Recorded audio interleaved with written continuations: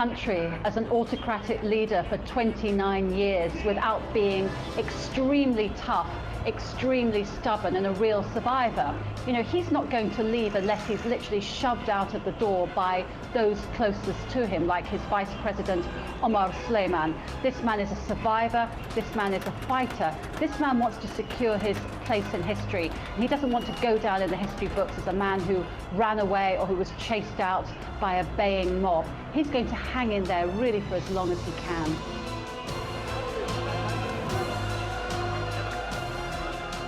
It's clear that Egypt will never be the same again.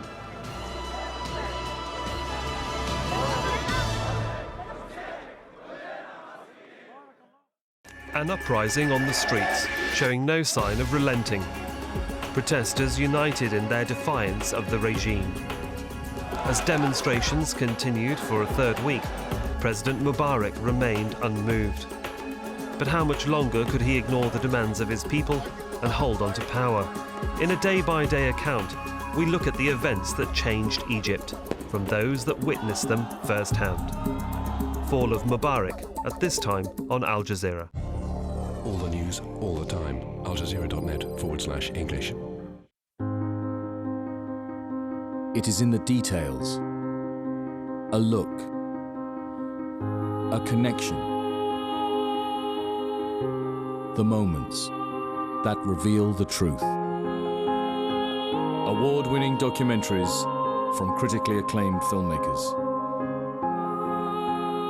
Witness documentaries to open your eyes.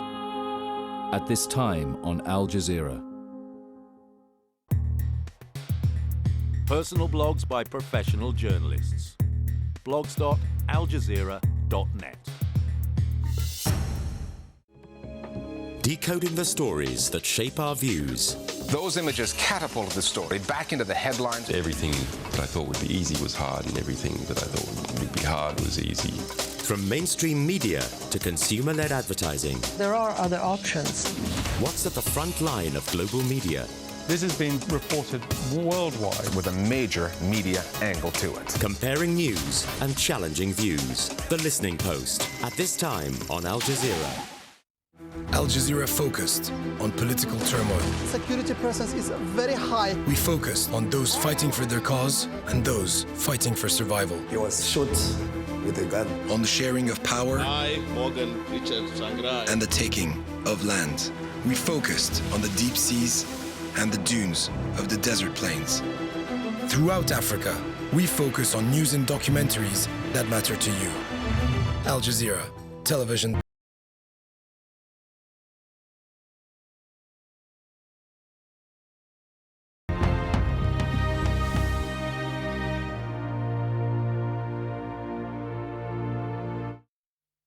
This is Al Jazeera.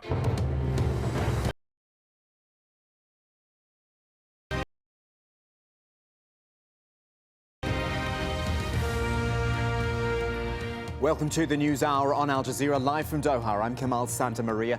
It is 0500 hours GMT, and these are your top stories. Dozens reportedly killed in Libya as pro-democracy demonstrators call time on Muammar Gaddafi's rule. Also, Bahrain's anti-government movement. It's relocated the main hospital, where some are admitted with gunshot wounds. Other news, France's president urges the world's richest nations financial crisis, and why Uganda's leader remains confident of victory after 25 years in power.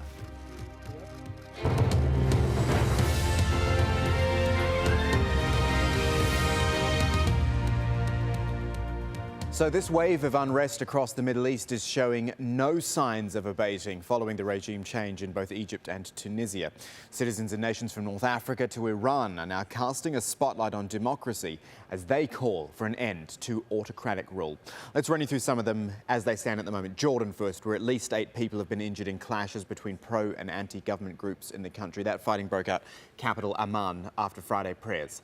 Yemen, of course, at least 6 people were killed there during anti-government protests. Friday, the 8th day of demonstrations there.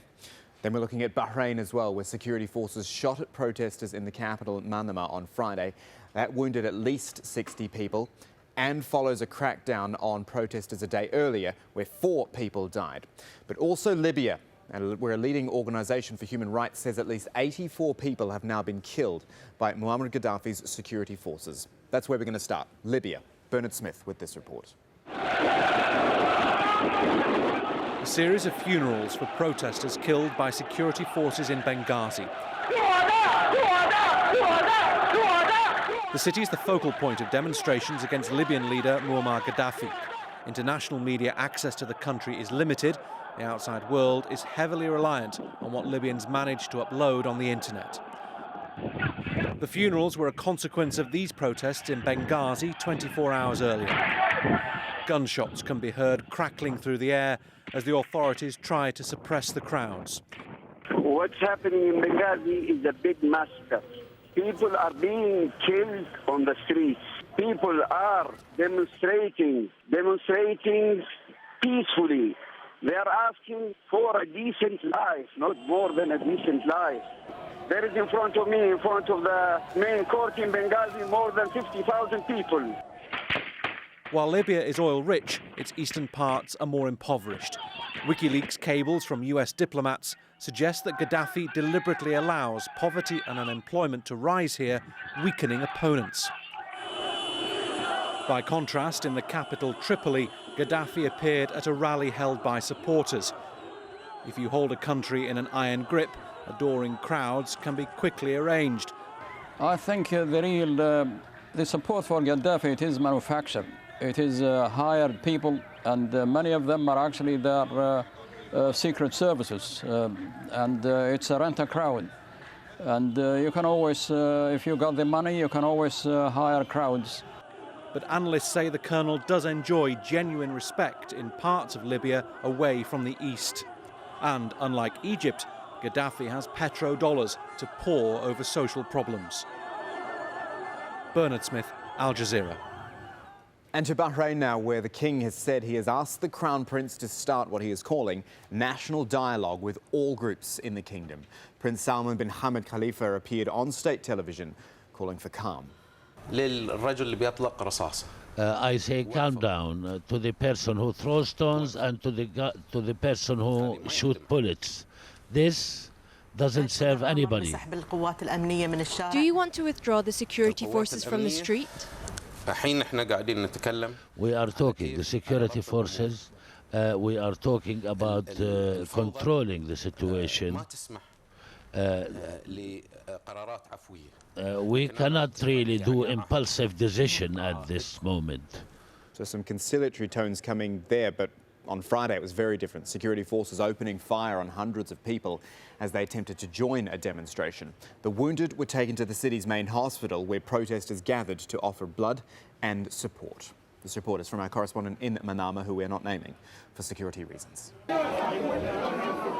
The emergency room of Bahrain's largest hospital straining to cope as the first patients are treated.